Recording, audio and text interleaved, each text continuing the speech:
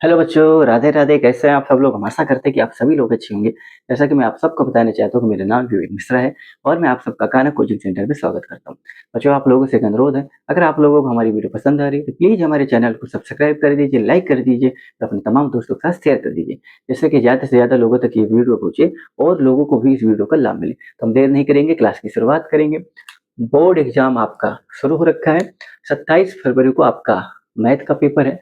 तो मैथ के पेपर के लिए हम आपके लिए 10 महत्वपूर्ण प्रश्न लेके आए हैं, जो परीक्षा के लिए काफी महत्वपूर्ण होने वाले हैं। ठीक है, आप हमारी वीडियो को देखिए। हम डेली आपके 10 महत्वपूर्ण प्रश्न करा रहे हैं। परीक्षा में 100% यही प्रश्न आपके बनेंगे, तो हमारे साथ जुड़िए और प्रश्नों को हल करिए।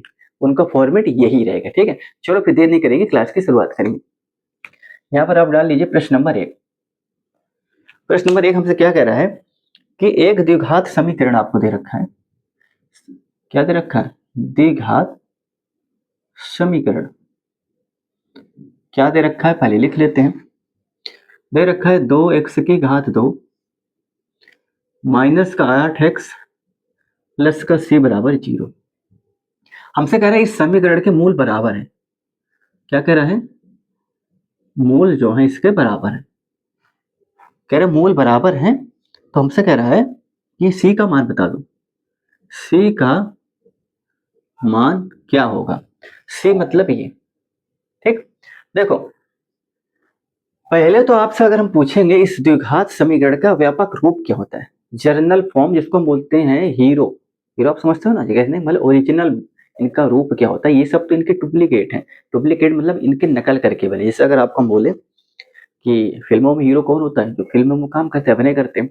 अगर किसी गांव में या अपने शहर में कस्बे में कोई लड़का अच्छे कपड़े पहन के चश्मे वगैरह लगा के निकल जाए, तो लोग क्या कहेंगे? कह रही है तो हीरो की तरह लग रहा है। ये नहीं कहेंगे हीरो हीरो की तरह लग रहा है। क्यों? क्योंकि ओरिजिनल कौन है? जो फिल्मों में काम करते हैं और जो उनकी तरह बन ठन के निकलते हैं, वो उनकी तरह बनने की कोशिश करते हैं। कहने का मतलब क्या? वो अगर आपसे पूछे भैया इस द्विघात समीकरण का ओरिजिनल फॉर्म क्या होता है, तो आप कहोगे ax⁻2 प्लस bx प्लस का c बराबर 0। इसको बोलते हैं व्यापक रूप। क्या बोलते हैं? व्यापक रूप। ठीक, यही हमारा होता है हीरो। ठीक, बाकी ये सब क्या डुप्लीकेट है। ठीक, कहने का मतलब ये चीज किसकी तरह दिख रहा है? इसके तरह। ये सब इन्हीं की नकल करके बन रहे हैं, क्योंकि स्टैंडर्ड फॉर्म को हम अल्फाबेट के ही रूप में क्यों लेते हैं? क्योंकि आप अल्फाबेट के रूप में अगर स्टैंडर्ड फॉर्म किसी भी चीज का लोगे, तो आप उसकी जगह कोई भी संख्यात्मक मान पुट कर सकते हो। अलग अलग संख्यात्मक मान के लिए अलग अलग वैल्यू आपको निकल के आएगी, अलग अलग इक्वेशन बनेगा। लेकिन अगर आपने संख्यात्मक मान में चीजों को बना दिया व्यापक रूप, तो वो सिर्फ और सिर्फ उसी संख्यात्मक मान के लिए निर्धारित हो जाएगा और किसी के लिए संभव नहीं होगा। ठीक है, चलो अब देखो, यहां पर जो हमारा मेन चीज होता है वो होता है ये एक्स। ये चर है। कैसा होता है? ये अज्ञात राशि होता है। ठीक है, अज्ञात मतलब जिसका मान हमको पता नहीं होता और इसका मान हम निकालते हैं। अगर आपसे पूछेंगे, पहले इसमें आप कुछ चीज क्लियर करो। देखो, द्विघात समीकरण नाम से पता लग रहा है दो घात वाला समीकरण। ठीक है, तो अधिकतम घात से ही निर्धारित होता है कि भैया कितने घात वाला समीकरण है। भैया अधिकतम घात कितनी है? 2 है। अधिकतम घात कितनी है? 2 है। तो कैसा है? द्विघात वाला समीकरण है। अब ये पूछेंगे भैया इस द्विघात समीकरण के गुणांक क्या है, तो आप समझ रहे एक्स एक्स। देखो, जो गुणांक इसमें है, एक्स स्क्वायर के पीछे वाली जो संख्या होती है उसको हम गुणांक बोलते हैं। कहने का मतलब हमारे यहाँ पर एक्स दिया, इसके पीछे वाली संख्या क्या होती है? गुणांक होती है। सी के पीछे कुछ नहीं है, जहाँ कुछ नहीं हो तो एक छिपा होता है। तो यहाँ सी अचर पद का गुणांक क्या है? 1 है। भाई एक्स की घात 2 का गुणांक क्या है? ए है। ठीक, एक्स की घात का गुणांक क्या है? बी है। ठीक, सी का क्या है? 1 है। क्लियर है? चलो, अब हम यहाँ से क्या क्या तुलना करके निकालते हैं? गुणांक निकालते हैं। कोफिशिएंट समझ में आया? गुणांक समझ में आया? ठीक, अधिकतम घात कितनी? 2। तो अगर पूछेंगे द्विघात समीकरण के कितने मूल होंगे, तो आप कहोगे तो जितनी अधिकतम घात होगी उतने ही उसके मूल होंगे। ठीक, अधिकतम घात 2 है तो कितने मूल होंगे? 2 मूल होंगे। कितने होंगे? 2 मूल। अब मूल को भी हम स्टैंडर्ड रूप में मानेंगे। 2 मूल होते, पहले को हम अल्फा मानते, दूसरों क्या मानते? बीटा मानते। ठीक, कहने वाले जब आप इस समीकरण को हल करोगे तो इस समीकरण के 2 मूल निकल के आएंगे। वो ऐसे मूल होंगे, या आप शून्य बोल दो, इस समीकरण के 2 शून्य निकल के आएंगे। शून्य क्या मूल? शून्य का मतलब ये नहीं कि भैया 0। शून्य का मतलब वो ऐसे मूल होते हैं जिनके अंदर पावर होता है कि वो इस समीकरण को क्या कर देगा? शून्य कर देगा। इसलिए उनको बोलते हैं शून्यक। मतलब उसको रखने पर पूरे समीकरण को क्या कर देता है? 0 कर देता है। ठीक है,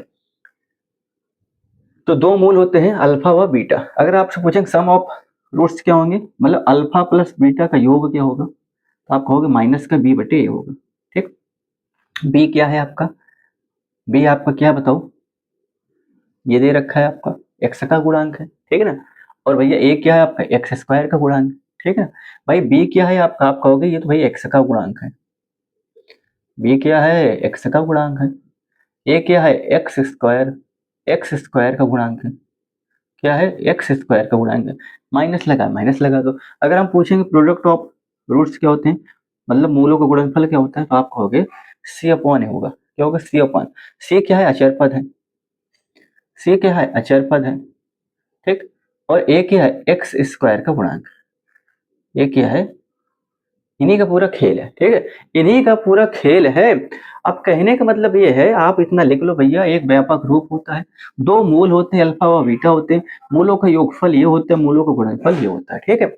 और इसमें लास्ट चीज आप ये लिख लो, देखो अगर आपको मूलों का योगफल दे रखा है, मूलों का गुणनफल दे रखा है, आपसे कहा है, आपसे ये कहेगा भैया एक द्विघात समीकरण हमें बना के दो, तो आप कैसे बनाओगे, आप डायरेक्ट फार्मूला लिख लो कि भैया जब आपको मूलों का योगफल दे रखा हो, आपको मूलों का गुणनफल दे रखा हो और आपसे बोला जाए कि भैया एक द्विघात समीकरण हमें बना के दो, तो कैसे बना के दोगे, एक डायरेक्ट फार्मूला आप लिख लो भैया एक्स की घात दो माइनस अल्फा प्लस बीटा मूलों का योगफल एक्स, ये एक्स है, ठीक है ना, ये डायरेक्ट आप कर दोगे, आपका समय बचेगा, प्लस अल्फा इंटू बीटा, ठीक, बराबर का क्या हो जाएगा, 0, ठीक। अगर आपको मूलों का योगफल दे रखा हो, गुणनफल दे रखा हो, आपसे कहे कि एक द्विघात समीकरण बना के दो, तो आप कैसे बनाओगे, एक्स की घात 2 माइनस अल्फा प्लस बीटा, ये मूलों का योगफल हो जाता है, सम ऑफ रूट हो जाएंगे, ठीक है, क्या हो जाएंगे, ये हो जाएगा प्रोडक्ट ऑफ रूट्स हो जाएगा, ठीक। तो मतलब एक्स की घात 2 minus alpha plus beta, x plus alpha plus beta, ठीक है। कहने का मतलब इससे आप क्या निकालोगे, इससे आप कोई भी द्विघात समीकरण आप निकाल सकते हो, ठीक। इतना क्लियर है, आप इसको लिख लो, इतना क्लियर है तो आप इसको लिख लो, ठीक। अब इनके नेचर की बात करेंगे, भाई इनका हर चीज का अपना एक नेचर होता है, इंसान का भी अपना एक बिहेव होता है, या तो अच्छा होगा या तो बुरा ही होगा, या तो फिर ना थोड़ा अच्छा थोड़ा बुरा होगा, ठीक है ना। चलो अब भाई आप आगे देखो, हमसे जो पूछ रहा है उस पे आ जाते हैं। हमसे पूछ रहा है भाई मूल बराबर है, तो भैया मूल बराबर है, तो जो आपसे कह रहे हैं ना भाई मूल बराबर, ये द्विघात समीकरण का एक बिहेव है, एक व्यवहार है, ठीक है। इनका एक नेचर, इंसान के अलग अलग अपने नेचर होते हैं ना, उसको जस्टिफाई कौन करता है, इंसान के नेचर को कौन जस्टिफाई करते हैं, भैया आपका गुण कैसा है, कोई संत महात्मा पूजनीय होंगे, कोई ज्ञानी व्यक्ति होंगे जो सर्वोपरि होंगे, जो हर जगह पूजनीय होंगे, उनके द्वारा दिया हुआ निर्णय लोगों द्वारा मान्य होगा, ठीक है। वैसे कोई भी किसी को जस्टिफाई नहीं कर सकता भाई आप अच्छे हो क्या आप बुरे हो, ठीक है। कहने का मतलब क्या है, द्विघात समीकरण का भी अपना एक नेचर होता है, और इस नेचर को जस्टिफाई करने का अधिकार किसको मिला है, विविक्तकर साहब को मिला है, किसको मिला है, विविक्तकर साहब को मिला है। तो ये इनके तीन नेचर होते हैं, कितने नेचर होते हैं, तीन नेचर होते हैं, कैसे कैसे, कहने का मतलब, और ये जस्टिफाई कौन करेगा, विविक्तकर करेगा, ठीक है। हमसे कह रहे हैं, अगर ध्यान देना, विविक्तकर साहब क्या बता रहे हैं कि भैया डी से विविक्तकर को डिनोट करते हैं, यदि विविक्तकर डी, लिख दें यहाँ पर, लिख दें विविक्तकर, ठीक, विविक्तकर, विविक्तकर, ठीक है ना, ऐसे लिखा जाता है विविक्तकर, हाँ। तो डी विविक्तकर, ठीक है ना, अरे इसका मान जो है क्या होगा, जीरो से, सॉरी, इनका मान जीरो से बड़ा होगा, क्या होगा, जीरो से बड़ा होगा। कहने का मतलब अगर आप एक शब्द में लिखना चाहो, यदि डी का मान जीरो से बड़ा है, तो यदि डी का मान जीरो से बड़ा है, तो आप क्या कहोगे कि जो इनके मूल निकल के आएंगे, मूल वास्तविक होंगे, क्या होंगे, मूल वास्तविक होंगे और भिन्न भिन्न होंगे, और कितना होंगे, भिन्न होंगे, भिन्न भिन्न होंगे या भिन्न होंगे, आप ऐसे लिख दो, भिन्न भिन्न होंगे। कहने का तात्पर्य क्या है कि वियुक्तकार साहब ही ये जज करेंगे कि भैया द्विघात समीकरण का नेचर कैसा है, ठीक है। तो ये बता रहे कि यदि भाई हम जीरो का मान क्या होगा, जैसे डी का मान जीरो से बड़ा है, तब तो भैया मूल वास्तविक होंगे लेकिन अलग अलग होंगे, ठीक है। यदि डी का मान जीरो के बराबर है, तब ऐसी स्थिति में मूल क्या होंगे, बराबर होंगे, मूल बराबर या समान होंगे, मूल बराबर या समान होंगे। ठीक, मूल कैसे होंगे, बराबर होंगे। ठीक है, तो आपको एक कंडीशन अब पता लग गई होगी हम कौन से कंडीशन की बात कर रहे हैं। ठीक, तो जब आपसे पूछा जाए भाई मूल बराबर हैं, तो ये एक प्रकार का बिहेव है, इनके व्यवहार है। द्विघात समीकरण तीन तरह से व्यवहार करते हैं। ठीक है ना, आपसे व्यवहार की चर्चा कर रहा है ये। तीसरा क्या होता है, यदि डी का मान 0 से छोटा है तो भैया मूल काल्पनिक होंगे। क्या होंगे, मूल जो है काल्पनिक होंगे। कैसे होंगे, मूल जो है काल्पनिक होंगे। क्लियर है, यहाँ तो कोई समस्या नहीं। तो कहने का मतलब जब आपसे ये कोई चीज अगर पूछ ले तो समझ लो आपसे उनके नेचर पूछ रहा है। किसका नेचर पूछ रहा है, द्विघात समीकरण का नेचर पूछ रहा है। चलो अब अपने मुद्दे पे आते, पॉइंट में आते हैं। हमसे कह रहा है कि भैया मूल बराबर है, क्या है, यदि मूल बराबर होते तो डी का मान क्या होना चाहिए, 0 होना चाहिए। क्या होना चाहिए, 0 होना चाहिए। तो भैया चलो, अच्छा डी का मान वियुक्तकर होता कितना है, अब यहाँ पर हम लिख दे रहे हैं। ठीक है ना, और डी का मान होता कितना है ये आप समझ लो। डी का मान होता कितना है, अगर आपसे पूछा जाए भैया डी का मान होगा कितना, तो डी का मान होता कितना है भैया, ये होता है बी स्क्वायर माइनस का 4ac, ये होता है डी का मान। ठीक, ये चीज आती कहाँ से, आपने श्रीधराचार्य सूत्र पढ़ा होगा, श्रीधराचार्य सूत्र पढ़ा होगा। ठीक है, द्विघात समीकरण के मूल निकालने के तीन विधि है। आभाज्य गुणनखंड विधि होती है। कौन कौन सी विधि होती है, आभाज्य गुणनखंड विधि।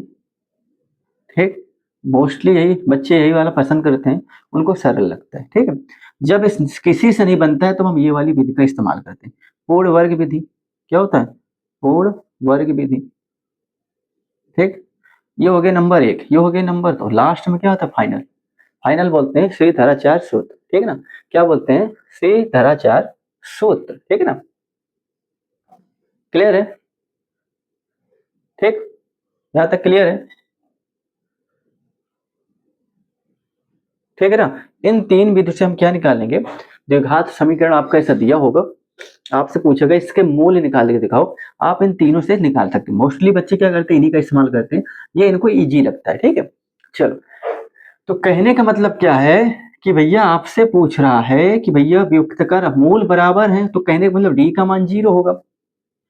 ठीक है ना, हमने क्या बोला, मूल बराबर है तो डी का मान कितना होगा, डी का मान 0 होगा। अभी हमने आपको बताया कि अगर मूल बराबर है तो डी का मान 0 होगा। ठीक है, डी का मान अगर 0 होगा तो डी का मान कितना होता है, बी स्क्वायर माइनस का 4ac होता है। ये कितना हो जाएगा, 0 के बराबर हो जाएगा। अभी हमने माना कि भैया इस समीकरण के क्या करोगे, व्यापक समीकरण से तुलना करोगे, ax की घात 2 प्लस का bx प्लस c से क्या कर दोगे, तुलना कर देना।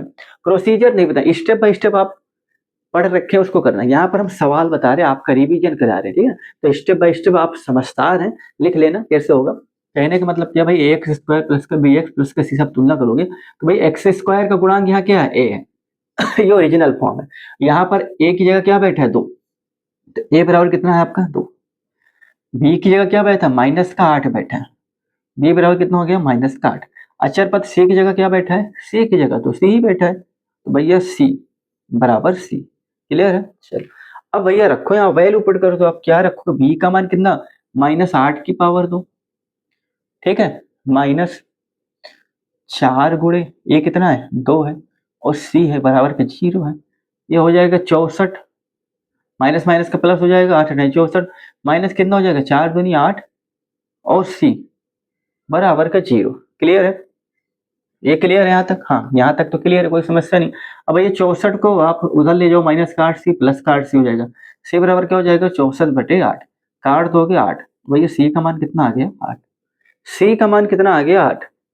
सी का मान कितना आ गया, 8, तो भैया आपका आंसर क्या हो गया, सी का मान आ गया 8। ठीक है, सी का मान कितना हो गया, 8। ठीक है, आप इसको लिख लो, आपका पहला प्रश्न हो गया। अब चलते हैं दूसरे प्रश्न पे। ठीक है,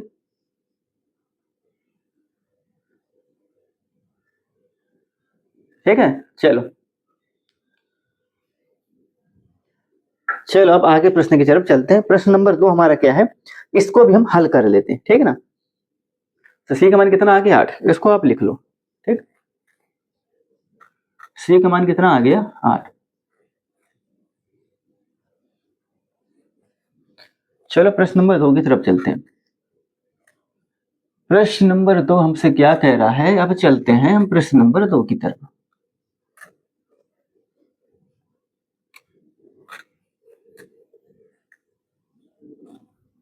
ठीक है ना।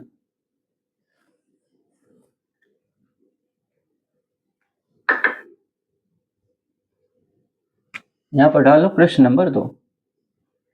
प्रश्न नंबर 2 हमसे क्या कह रहा है, बिंदुओं 5 जीरो और माइनस का 12 जीरो के बीच की दूरी ज्ञात कीजिए। आपको दो बिंदुओं के बीच की दूरी पूछी। पहला बिंदु क्या दे रखा है, 5,0। ठीक, एक बिंदु तो ये हो गया, इसको हम पी बोल देते। पॉइंट है, एक बिंदु है ये, इसके निर्देशांक ये दे रखे हैं। और भैया एक बिंदु यहाँ हमने क्यों क्यों लिया है, इसके निर्देशांक दे रखे हैं -12,0। ठीक, हमसे कह रहा है इन दोनों बिंदुओं के बीच की दूरी कितनी, डिस्टेंस कितना है, स्मॉल नहीं कैपिटल ही लिख लो। इस डिस्टेंस को हमसे पूछ रहा है, इसकी दूरी कितनी। ठीक है, कहने के मतलब पहले आप ये तथ्य समझ लो कि भाई ज्यामिति में गणित में किसी बिंदु की स्थिति का निर्धारण करने के लिए हम क्या करते हैं, निर्देशांक ज्यामिति पढ़ते हैं। निर्देशांक ज्यामिति का सवाल है। लेकिन अगर आप दैनिक जीवन में किसी स्थान की, किसी प्लेस की, किसी जगह की स्थिति का निर्धारण भी हम ज्यामिति के द्वारा ही करते हैं। ठीक है, तो ज्यामिति में किसी पॉइंट पे अगर हमने कहा, आप मैप या नक्शा देखते हो, उस पर देखते हो भाई श्रीलंका की स्थिति क्या है, कहाँ से भारत से देख रहे हो, उसके सेंटर से कितनी दूर पे, किस दिशा पे है। ठीक है ना, वो पूरा डायरेक्शन, पूरे उसकी स्थिति को पॉइंट के द्वारा हम उसकी निर्धारित करते हैं। ठीक है, लेकिन यहाँ पर गणितीय में हम जो बिंदु की स्थिति की निर्धारण करते हैं वो दो अक्षों पर डिपेंड करते हैं, एक एक्स अक्ष, एक वाई अक्ष, वहां पर दिशाओं में चलता है। ठीक, कहने का मतलब क्या है, अगर आपसे पूछा जाए व्यापक रूप क्या होता है, निर्देशांक, किसी पॉइंट को निर्धारित करने की स्थिति क्या होती है, आपको बता दें व्यापक रूप क्या होता है, एक्स कॉमा वाई होता है। क्या होता है, एक्स कॉमा वाई। इसको हम भुज बोलते हैं, एक्स को, इसे कोट बोलते हैं। क्या बोलते हैं, कोट। अब आप समझ गए होंगे कि जो ये निर्देशांक दे रखे हैं, पहला एक्स होगा, दूसरा वाई। एक्स वाई क्या होता है आपको बता दें, ये एक्स अक्ष होता है, ये वाई होता है, ये एक्स होता है। अगर आप इधर जाओगे एक्स डैश होता है और यहाँ क्या होता है, वाई डैश होता है। ठीक, लेकिन अगर आप दैनिक जीवन में इसका इस्तेमाल करोगे, ज्यामिति का बहुत ही उपयोग है, तो वहां दिशाओं में नाम इनको देते हैं। हम क्या बोलते हैं इनको, नॉर्थ बोल देते हैं, साउथ बोल देते हैं, ईस्ट बोल देते हैं और वेस्ट बोल देते हैं। अब भाई यहाँ पर तो नॉर्थ साउथ ईस्ट वेस्ट का इस्तेमाल होगा नहीं, क्योंकि आप गणित पढ़ रहे हो, चारों निर्देशांक चतुर्थांश का ही इस्तेमाल करेंगे। ठीक है, तो इनका निर्धारण कैसे करेंगे, पॉसिबली कितने, एक तो आप क्षैतिज दिशा पे चलोगे, एक ऊर्ध्वाधर दिशाओं पे चलोगे, इन्हें कोई मानक रूप में निर्धारित किया गया। अगर आपने पूछा 5,0 एक्स की तरफ आप कितना चले, 5, वाई में आप चले ही नहीं। ठीक है ना, वाई में आप चले ही नहीं, तो एक्स कमा वाई मतलब क्या है, पहले एक्स को दर्शाता है, दूसरा वाई को दर्शाता है। अगर पूछेगा -12,0, तो -12 का एक्स में आप किधर जाओगे, इधर। देखो ये मूल बिंदु होता है, इधर हर चीज प्लस में होती है, किसमें होती है, प्लस में। इधर किस में होती, इसमें माइनस में होती।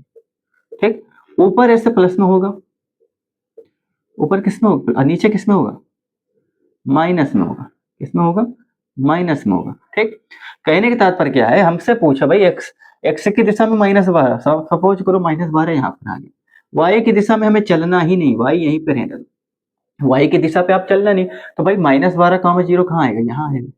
5,0 कहाँ आएगा, यहाँ आ जाएगा। ठीक है, तो एक कहने का हमारा मतलब क्या है भाई, व्यापक रूप एक्स कॉमा वाई होता है, पहले वाले को हम एक्स बोलते हैं, दूसरे वाले को वाई बोलते हैं। ठीक, और इनके बीच के डिस्टेंस आपसे पूछ रहा है, तो डिस्टेंस का फॉर्मूला क्या होता है आपको बता दें। अब यहाँ पर दो बिंदु दे रखे हैं, उनके अलग अलग निर्देशांक दे रखे हैं, इनको x1 मान लेंगे, y1 मान लेंगे, इसको x2 मान लेंगे, इसे y2 मान लेंगे। क्यों, व्यापक रूप तो ये होता है। ठीक है ना, अब इन्हीं के फॉर्म में हम इनको ये चीज मानेंगे। अगर आपसे पूछेंगे दो बिंदुओं के बीच की दूरी का फॉर्मूला क्या होता है, आप कहो भाई सर जी तो होता है अंडर रूट। देखो अब यहाँ पर कई लोगों की समस्या होती है, वो ये सोचते हैं कि सर जी x1 पहले लिखें कि x2 पहले लिखें।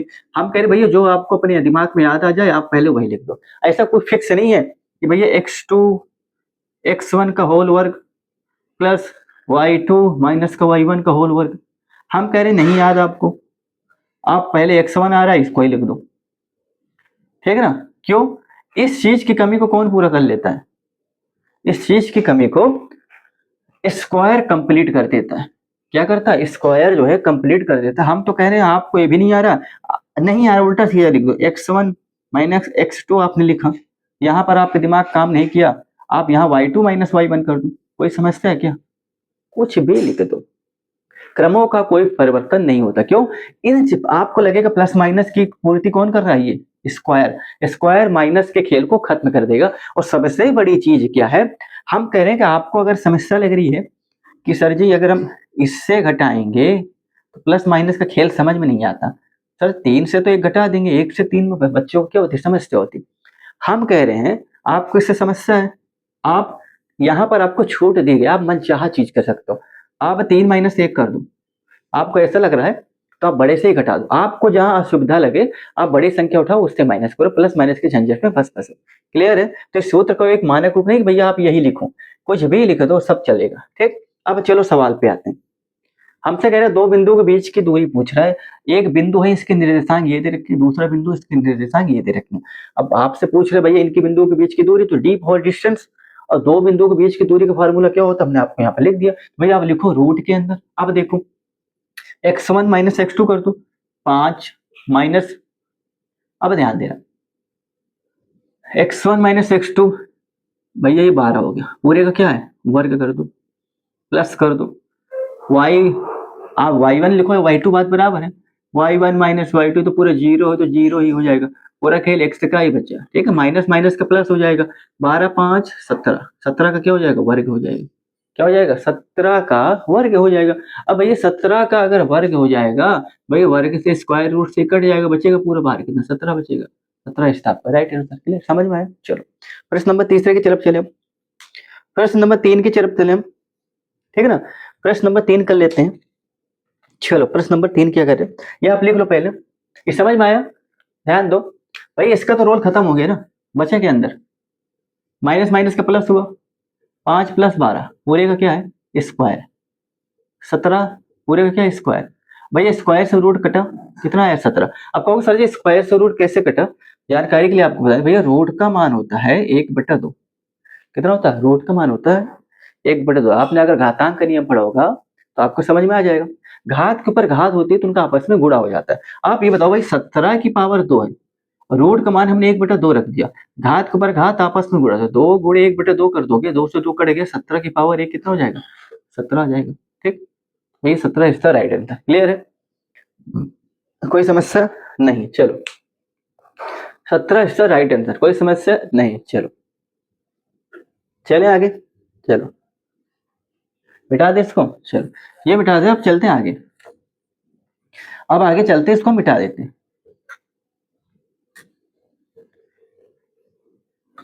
अब आगे चलते हैं और इसको हम मिटा देते हैं। प्रश्न 2 भी आपके हो गए हैं, अब चलते हैं भैया प्रश्न नंबर 3 की तरफ, प्रश्न नंबर 3 की तरफ चलेंगे। प्रश्न नंबर 3 क्या कह रहा है, यहां भी मिटा दे रहे हैं। प्रश्न नंबर 3 आपसे क्या कह रहा है भाई, प्रश्न नंबर 3 ठीक क्या कह रहा है, हमसे कह रहा है कि यदि साइन ए बराबर, यदि यदि साइन ए बराबर दे रखा है 3/4, 3/4 दे रखा है, ठीक है, हमसे कह रहा है cos ए का मान पूछ रहा है, क्या पूछ रहा है, cos ए का मान पूछ रहा है, ठीक ना। चलो अब इसको करने के 2 तरीके होते हैं, आपको पता है कि या तो आप इससे कर लो, लाल बटे का पढ़ा आपने, फिर से रिपीट कर दे रहे, साइन ये कॉस होता है, ये टैन होता है, साइन को उल्टा कौशक होता है, ये नीचे वाला कौशक हो जाएगा, ये सेक हो जाएगा, कॉस को उल्टा सेक होता है, टैन को उल्टा कॉट होता है। ठीक, अब आपसे बताइए साइन का मान क्या होता है, लंब बटे कर्ण होता है, इसका मतलब ये आपका लंब देख रखा है, त्रिकोणमिति फलन आप किस पे लगती है, आपकी समकोण त्रिभुज पे लगती है, त्रिकोणमिति फलन आपके समकोण त्रिभुज पे लगाओगे, और जब समकोण त्रिभुज आप लेके आओगे तो आपको पाइथागोरस भैया को भी लेके आना पड़ेगा। कहने का मतलब आप समकोण त्रिभुज आपने लिया, ये 90 डिग्री का कोण होता है, साइन ए बराबर 3/4 दे रखा है, भैया कितना लंब बटे का लंब कितना दे रखा है 3, कर्ण दे रखा 4, आप ये निकालो। क्यों? अब कहोगे सर जी हम इसे क्यों निकालेंगे, क्योंकि आपसे पूछा मान कॉस से, आपको पता होना चाहिए कॉस से क्या होता है, आधार बटे कर्ण, भैया कौशिक आपका मान पूछा, ये होता है आधार बटे कण। तो जब तक आपको आधार नहीं पता होगा तब तक आप कण के सॉरी आप कौशिक कैसे निकाल सकते हो। अब आपको पता होना चाहिए कि सबसे बड़ी भुजा को हम बोलते हैं कण, इसको बोलते हैं आधार। आधार ये होता है आपका लंब। ठीक, चलो निकाल दो। क्या पाइथागोरस प्रमेय आप क्या पढ़ोगे, पाइथागोरस प्रमेय क्या होता है ये सब बच्चों को पता होना चाहिए, पता भी होता है। भैया कण का वर्ग ये सबसे बड़ी भुजा का वर्ग, लंब का वर्ग प्लस का क्या होता है आधार का वर्ग होता है। कण का वर्ग कितना दे रखा है 4 का वर्ग, लंब आपका दे रखा है 3 का वर्ग, ये आधार आपको पता नहीं है। 16 हो जाएगा बराबर का 9 हो जाएगा प्लस का आधार हो जाएगा, आधार का वर्ग हो जाएगा। 9 16 में अगर आप इधर करोगे माइनस का हो जाएगा, आधार का वर्ग हो जाएगा। 16 में गया 7 बराबर आधार का वर्ग, स्क्वायर रूट लोगे तो अंडर रूट 7 हो जाएगा बराबर आधार। ठीक, आधार कितना आ गया, आधार कितना आ गया आपका अंडर रूट 7। अब आपसे कौ से पूछा, कौ से कितना होता है आधार, आधार बटे कितना होता है कण, कितना 4, यही आपका आंसर। ठीक है, यही आपका आंसर, 3/4 क्या दे रखा है हाँ, यही आपका आंसर। ठीक है ना। अच्छा दूसरा तरीका इसका क्या होता है आप देख लो, आप डायरेक्ट अगर आपको त्रिकोणमिति सर्वसमका पति है, अगर आपको त्रिकोणमिति सर्वसमका पता है तो आपके लिए डायरेक्ट है, इतना लंबा ताम झाम करने की जरूरत नहीं। ये उनके लिए है जब आपको फार्मूला त्रिकोणमिति सर्वसमका नहीं याद है तब के लिए है, नहीं तो आपको एक फार्मूला पता होना चाहिए, कॉस स्क्वायर ए बराबर होता है 1 माइनस साइन स्क्वायर ए। ठीक, कॉस स्क्वायर ए बराबर होता है 1 माइनस साइन स्क्वायर ए। ठीक है ना, हमने क्या बोला, कॉस स्क्वायर ए बराबर होता है 1 माइनस साइन स्क्वायर ए। क्लियर है। अब भैया कॉस स्क्वायर ए 1 माइनस साइन का मान कितना है 3/4, इसका स्क्वायर है, 3 3 का 9 हो जाएगा, 4 चौके 16 हो जाएगा, 1 माइनस 9/16 में 16 एक कम 16 में 9 के 7/16। क्लियर है, स्क्वायर रूट निकालोगे भैया 7 का निकलेगा नहीं, 16 का निकल के 4 आ जाएगा, क्या आ गया आपका यही आंसर। क्लियर, हमने कहा या तो आप ये कर लो, ये उनके लिए है अगर आप परीक्षा में बैठ गए नर्वस हो गए आपको चीजें भूल गई हैं तब तो आप ये लगा दो, क्योंकि सूत्र वगैरह अक्सर बच्चों को भूलते रहते हैं।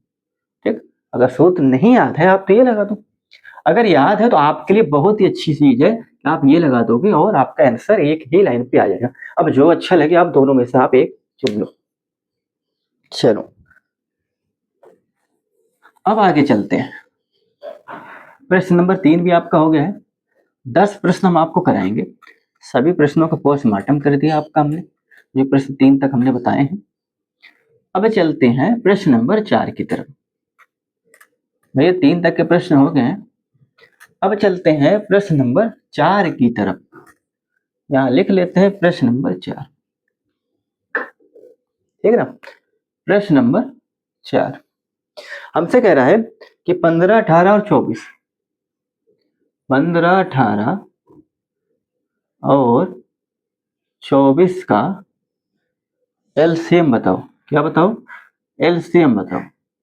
क्या पूछ रहा है, 15 18 24 का एलसीएम बताओ। एलसीएम निकालने का तरीका क्या, आपने अभाज्य गुणनखंड विधि से किया है, सभी बच्चे इसे निकालते हैं, अभाज्य गुणनखंड विधि से आप लोग एलसीएम निकालते हो, आपकी कक्षा में यही चीज है। लेकिन यहाँ पर आपको बाध्य नहीं किया इसने कि भैया अभाज्य गुणनखंड विधि से एलसीएम निकालो, आप स्वतंत्र हो, कैसे निकालोगे। अगर थोड़ा सा आपकी सोचने की क्षमता देखे भैया, आपका अभाज्य गुणनखंड विधि से ही अब क्या अगर दिया है तो आप वही करोगे। मोस्टली आपका अभाज्य ही संख्याओं में क्या लिया जाता है, गुणनखंड किया जाता है। अब 15 को आप क्या लिखोगे, 3 गुणे 5 लिख सकते हो, हाँ कहने का मतलब 3 की घात 1 और गुणे 5 की घात 1। ठीक है, एलसीएम में बच्चों हम क्या करते हैं, किसी भी संख्या की सबसे बड़ी घात लेते हैं। अब 18 का क्या लिखोगे आप, 2 त्याई 6 और 6 3 18, मतलब 2 की घात 1 और 3 की घात 2 ये लिखोगे। 24 को क्या लिख दोगे आप, भैया 2 दूनी 4, 4 दूनी 8, 8 त्याई 24, ठीक 24, मतलब 2 की घात आप 3 लिखोगे और 3 की घात क्या लिखोगे 1। हमने क्या बोला, एलसीएम में आप क्या लोगे, एलसीएम में बच्चा आप लोगे सबसे बड़ी घात। एलसीएम में किसी भी संख्या की, किसी भी संख्या की हम सबसे बड़ी घात लेते हैं, किसी भी संख्या की सबसे बड़ी घात लेते हैं, क्या लेते हैं, सबसे बड़ी घात लेते हैं। ठीक है, अगर आपसे पूछा जाए 3 की बड़ी घात क्या, आप कहोगे सर जी 2 है, यहाँ लिख दो 3 की घात 2, 2 की क्या है 3 है तो भैया 2 की घात 3 लिख दो। 5 की क्या है तो 5 की तो 1 है तो भैया 5 की 1 लिख दो। 2 दूनी 4 दूनी 8, 3 त्रिकाई 9, 5 का 5, 9 8 72, 72 का 5, 5 दूनी 10, 5 सत्ते 35, 1 36। तो भैया आपका एलसीएम क्या निकल के आ गया? आपका एलसीएम निकल के आ गया 360। क्या निकल के आया? आपका एलसीएम निकल के आया 360। अब आप चाहो तो भैया भाज्य गुणनखंड भी से ऐसे करते रहो, आप चाहो तो भैया भाज्य गुणनखंड भी से ऐसे करते रहो, ठीक है। अगर आपको भैया इसने ये तो बोला नहीं कि भाज्य गुणनखंड भी से करके दिखाओ, तो आप स्वतंत्र हो, आप ऐसे कर लो डायरेक्ट। अगर ये बोला होता तो आप कैसे करते? ऐसे करते, ठीक है। इसे लिख लीजिए, ये लिख लीजिए। अब चलिए आगे चलते हैं। प्रश्न नंबर 4 भी आपका हो गया है, प्रश्न नंबर 4 आपका हो गया है। अब चलते हैं प्रश्न नंबर 5 की तरफ। प्रश्न नंबर 4 आपका हो गया है, अब चलते हैं प्रश्न नंबर 5 की तरफ। चलो 4 हो गया है, 5 कर लेते हैं। 5 हमसे क्या कह रहा है, यहाँ पर 5 लिख लेते हो, कल यही सवाल आया था, रिपीट हो गया है, संख्या बदल गई है। किसी बारंबारता बंटन का माध्य दे रखा है आपका कितना? भैया माध्य, माध्यिका, बहुलक का बड़ा ही अच्छा रिलेशन होता है, अनुभाविक रिलेशन होता है। और बहुलक दे रखा है आपका, बहुलक कितना दे रखा है? 21।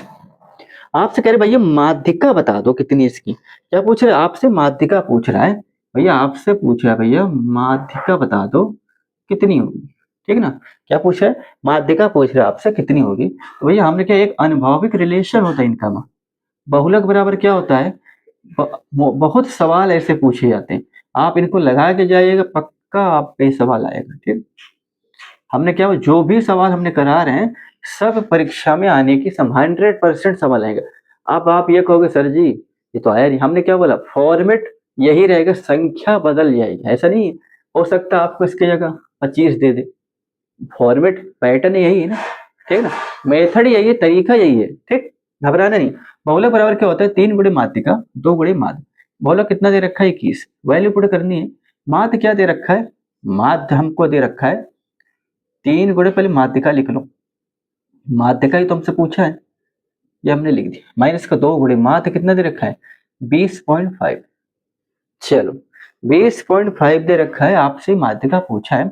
21 का 21 रहने दो, 3 गुणे इसको m कर लो, बार बार क्या लिखने इतना बड़े। 2 पंचे 10 कर दो, ठीक है ना। 2 शून्यम शून्य, 2 एक कम, 1 मिनट। 2 पंचे 10 के 0, 2 शून्यम शून्य 1, 2 दूनी 4, 1 अंक के बाद दशमलव है, ये लगा दिया, ठीक है। 1 अंक के बाद दशमलव है, हमने यहाँ पर लगा दिया, ठीक है। 1 अंक के बाद दशमलव है, हमने यहाँ पर लगा दिया। अब भैया 0 के बाद दशमलव लगा है, नहीं 0 से पहले दशमलव लगा तो इसका कोई वैल्यू तो है नहीं, ओवरऑल देखा जाए तो क्या है, ये 41 है। क्या है? 41 है। अब माइनस का 41 आप इधर लाओगे तो भैया 21 प्लस का 41 हो जाएगा, बराबर 3 गुणे माध्य हो जाएगा, ठीक है ना। भैया 41 में जोड़ो 4 तो 6 तो 62, 62 हो जाएगा। क्या हो जाएगा? 3 एम, एम बराबर क्या हो जाएगा? 62/3, ठीक। अब हल कर लो, 3 दूनी 6 हो जाएगा, इसे निकालो। 3 दूनी 6 हो जाएगा, अब ऐसे भाग करके देख लो, 3 62, 3 दूनी 6 हो जाएगा, 0। 2 हमने लिया, भाग नहीं जा रहे, 0 लगा के दशमलव लगाया, यहाँ पे लगा, 3 छंगा 18 हो जाएगा, फिर आया 2, 3 छंगा 18 हो जाएगा, ठीक। 20.66। तो आपका उत्तर कितना आ गया? 20.66। यही आपके क्या है? यही आपका माध्यिका है। क्या है? यही आपकी माध्यिका है, आप इसको लिख लो। सबसे बड़ी चीज क्या है ना, आपको ये रिलेशन पता होना चाहिए कि बहुलक बराबर हो 3 गुणे माध्यिका माइनस का 2 गुणे माध्य, ठीक है। चलो अब चलते हैं अगले प्रश्न की तरफ, ये मिटा दें। अब चलते हैं अगले प्रश्न की तरफ, अब चलते हैं अगले प्रश्न की तरफ। हम कह रहे हैं भैया ज्यादा प्रश्नों को लगाने का क्या फायदा, उतने ही लगाओ जो परीक्षा में आए, ठीक है। प्रैक्टिस करो, मैथ प्रैक्टिस से आती, जितना ज्यादा आप सवाल लगाओगे उतना ही ज्यादा आपका दिमाग खुलेगा। चलो 6ठा नंबर सवाल क्या कह रहा है, हमें एक चित्र दे रखा है, चित्र बना लेते हैं। ए बी सी, ये डी दे रखा है, ये ई रेखा। हमसे कह रहा है यदि डी समांतर बीसी, कंडीशन क्या दे रखी, डी समांतर बीसी के, ठीक। तब कह रहा है एडी बराबर 1.5 और सेंटीमीटर है, ठीक है। डीबी बराबर कितना आपका 3 सेंटीमीटर, ठीक है। ए बराबर 1 सेंटीमीटर। आपसे पूछे भैया ईसी का लंबाई क्या होगी बता दो, तो ये कहाँ का सवाल है, थोड़ा दिमाग लगाओ। जब किसी भुजा के समांतर कोई रेखा होती है, यही तो दे रखा है भैया, डी समांतर किसके, बीसी के। तो हमें पता है जब किसी भुजा के समांतर कोई रेखा होती है तो थेल्स के प्रमेय भैया आते हैं, थेल्स के प्रमेय भैया आते हैं, थेल्स के प्रमेय आते कि नहीं आते। यदि किसी त्रिभुज में किसी एक भुजा के समांतर कोई रेखा खींची जाए और वो रेखा किसी दो भुजा, हाँ, दो भुजाओं को भिन्न भिन्न बिंदुओं पर क्या करती है, प्रतिच्छेदित करती है, तो वह रेखा तीसरी भुजा के समांतर होती है, ठीक है ना। यह रेखा वो जो भुजा थी हमारी बीसी, उसके क्या होती है, समांतर होती है। तो थेल्स का प्रमेय हमने प्रूव करवा रखा है, आप जाके हमारी वीडियो देखिएगा। थेल्स का प्रमेय लगाने का तरीका हमने सब बता रखा, कैसे करना है कैसे नहीं करना है, ठीक है। तो देखो अब थेल्स का प्रमेय आपका बहुत ही महत्वपूर्ण है, परीक्षा में हमेशा पूछा जाता है। और सबसे बड़ी चीज आपको ये बता देना कि आपको किसी भी त्रिभुज को छूने का अधिकार तभी तक नहीं है जब तक आपको उसका डीएल नहीं मिलेगा, लाइसेंस। लाइसेंस क्या है, सार्व क्षमता है, सार्व क्षमता उसका लाइसेंस होता है। तो पहले त्रिभुज को सर्वाक्षम त्रिभुज बनाओ, तब जाके आप उसकी सभी भुजाओं को छूने का अधिकार है, संगत भुजाओं को छूने का अधिकार है। तो थेल्स का प्रमेय में आप क्या करते हो, देखो गणती चीज से अगर थेल्स का प्रमेय अगर आप प्रूव करोगे भूल जाओगे, परीक्षा में वैसे बच्चे नर्वस होते हैं, अगर आप वहां भीड़ के भूल गए तो क्या करोगे। तो देसी भाषा में हमने आपको सिखाया कैसे करोगे, आप हमारी वीडियो देखिए। आप पहले इस दिशा पे बैठोगे, ठीक है ना, आपको इनका इनका प्रूव करना, यहाँ से यहाँ तक 2 बार चलोगे, फिर इस दिशा में बैठोगे, यहाँ से यहाँ 2 बार चलोगे, वो हम बताए, आप जाके देख लीजिए। थेल्स का प्रमेय से पढ़ा है ना आपने। ये कंडीशन लगती है कि भैया जो रेखा इनके समांतर होती है, जहां जहां काटती है तो इन दो अनुपात में बढ़ गए, ये भुजा हमारी 2 अनुपात में जो बढ़ गई, तो इन दोनों का अनुपात आपस में क्या होता है, बराबर होता है। कहने का मतलब क्या होता है थेल्स के प्रमेय के अनुसार कि भैया एडी क्या होती, बताओ, एडी बटे डीबी क्या हो जाएगा, ए बटे ई सी। थेल्स का प्रमेय यही कहता है ना कि भैया अगर कोई रेखा इसके समांतर होती है, तो जो जहां एक कट करती है तो दोनों भुजाओं का अनुपात आपस में क्या होता है, बराबर होता है। यही हमको प्रूव करने के लिए बोलता है, यही हमको थेल्स का प्रमेय होता है। थेल्स के प्रमेय का एक विलोम होता है। विलोम क्या होता है, भाई इसका रेसिप्रोकल ले लो। क्या लोगे, अगर भैया 2 अनुपात आपको दे रखे हैं, अनुपात बराबर में है, तीसरी भुजा क्या होती, सॉरी बराबर में दे रखे हैं, तो आपको दे भैया अगर दोनों बराबर अनुपात में दे रखे हैं तो इस भुजा के समांतर एक रेखा खींचिए, सिद्ध करना है भाई इस भुजा के समांतर रेखा क्या होती है, समांतर होती है। क्लियर है, चलो। तो भाई थेल्स का प्रमेय आपने पढ़ा है, आप जाके हमारा देख लीजिएगा। कहने का मतलब ये है, हमारी वीडियो देखिएगा, उसमें आपको समझ में आ जाएगा कि भाई साहब अगर आपको कंडीशन दे रखा है डी समांतर बीसी का, ये आपको दे रखा है कि भैया डी समांतर बीसी के, मतलब इस बीजी के सॉरी इस बीसी के समांतर एक ये रेखा खींची गई है। क्लियर है, इस बीसी के समांतर एक ही रेखा खींची गई, एक दूसरे के समांतर पहले ही आपको दे रखा है। जब पहले ही आपको ये दे रखा है तो आपसे कह भैया जब समांतर होगा तो यही केस बनेगा, दोनों भुज इस दोनों भुजाओं के अनुपात आपस में क्या होते, बराबर होते। और वैल्यू पुट करना है बस, एडी का मान कितना दे रखा है 1.5, डीबी कितना है 3, ए कितना है 1, इसी आपको निकालना है। इसी को एक तरफ लाओ, यहाँ लाओ, ऊपर लाओ, इसी को 1/3 करो, 1.1 करो, दशमलव हटेगा ऊपर एक जीरो पड़ेगा, 15 दूनी 30, इसी का मान कितना आ गया 2 सेंटीमीटर। कितना आ गया 2 सेंटीमीटर, चलो इसे लिख लो, इसी का मान कितना आ गया 2 सेंटीमीटर, ठीक है। चलो अब चलते हैं आगे। हमने क्या बोला, थेल्स का प्रमेय आप जाके हमारे देखिए, ये प्रूव करने को आता है, हमने आपको एकदम बेहतरीन तरीके से बता रखा है कि थेल्स का प्रमेय कैसे प्रूव किया जाता है। थेल्स के प्रमेय का विलोम होता है, ये भी पूछा जाता है, लेकिन ये कम पूछा जाता है। अगला सवाल क्या करें, त्रिज्या आर वाले वृत्त के उस त्रिज्यखंड का क्षेत्रफल ज्ञात करो, इसका कोण पी है। एक ही सर्किल है, केंद्र है, ये आर त्रिज्या है, कोण क्या पी है, ठीक है। हमसे कह रहे भैया त्रिज्या आर वाले वृत्त के उस त्रिज्यखंड का क्षेत्रफल, इस त्रिज्यखंड का क्षेत्रफल निकालना है। दो त्रिज्या और एक चाप के बीच के एरिया को हम क्या बोलते हैं, त्रिज्या खंड बोलते हैं, ठीक है ना, कल भी हमने बताया था। अब इस कह रहे भाई इसका मान क्या होगा, आप ही बताओ भैया। आप थीटा चलोगे, थीटा कितना बी 0 है, कितने में से चलोगे 360 में चलोगे, पाई आर स्क्वायर, आर आपकी रेडियस दे रखी, यही आपका उत्तर। क्लियर है, यही आपका उत्तर, आपसे डायरेक्ट फार्मूला ही पूछ लिया। अब अगले प्रश्न की तरफ चलते हैं, प्रश्न नंबर 8 कर लेते हैं, मिटा दें इसे। चलो इसका भी थोड़ा पोस्टमार्टम करेगा, कल हमने बता ही रखा है आपको, कल हमने आपको बता ही रखा है त्रिज्यखंड का एरिया कैसे निकाला जाता है, वृत्तखंड का एरिया कैसे निकाला, त्रिज्यखंड की लंबाई कैसे निकाली जाती है, चाप की, त्रिज्यखंड की जो चाप होती है भाई, त्रिज्यखंड की चाप कैसे लंबाई कैसे निकालोगे, ठीक है। तो भाई उस त्रिज्यखंड की चाप की लंबाई भी हमने आपको बताया कि कैसे निकाली जाती है। तो कल वाली वीडियो आप हमारी देखिए, उस पर डिटेल कर रखे हैं। एक पासे को एक बार फेंकने पर एक अभाज्य संख्या आने की प्रयत्ता, पासा कुछ ऐसा ही होता है, पासा कुछ ऐसे ही होता है, हाँ ऐसे ही होता है। उसमें क्या होते हैं, उसमें अंक निर्धारित होते हैं। आप ये बताओ भैया एक पासे में कितने अंक होते हैं, 1 2 3 4 5 6, ठीक। हम अब ये बताओ, अगर पूछे सम संख्या कितनी है इसमें, सर जी 3 है, 2 4 6। अब भैया विषम बताओ तो विषम कितना है, ए भी 3 था, कौन सा, 1 3 5, ठीक है। हमने भैया अभाज्य बता दो कितनी, सर जी ए भी 3 है, 2 3 और 5, ठीक। अब हमसे कह रहा है कि एक पास से कोई एक बार फेंकने पर एक अभाज्य संख्या आने की प्रयत्ता, भैया टोटल अभाज्य संख्या कितनी है, 3, पासे में कितने अंक हैं, कुल को नीचे रखते 6, यही होगा आंसर, काट दो कितना आएगा 1/2। क्लियर है, चलो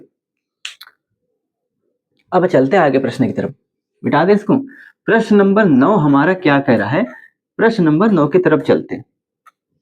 प्रश्न नंबर 9 क्या कह रहा है, समीकरण x माइनस वाई बराबर 2 और x प्लस वाई बराबर ए भी तो दे रखा है। हमसे कह रहा है कि भैया x और y का मान बता दो, x व देखो बटा नहीं है, ठीक है ना इसे बटे में x व y का मान, x का और y का मान पूछ रहा है।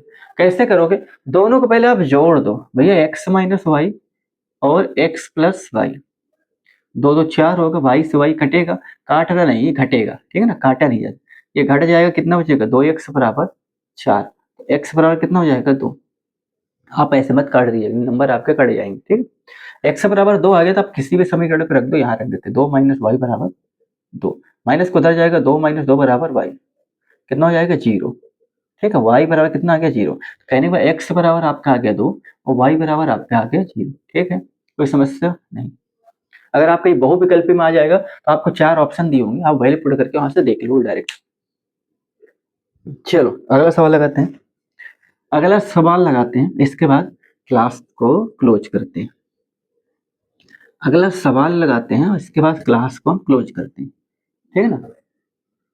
चलो अगला सवाल क्या कह रहा है, यदि यदि 2 साइन और 2 थीटा बराबर √3, तो हमसे कह रहे भैया थीटा का मान बता दो, क्या पूछ रहा है, हमसे कह रहा है भैया थीटा का मान बता दो।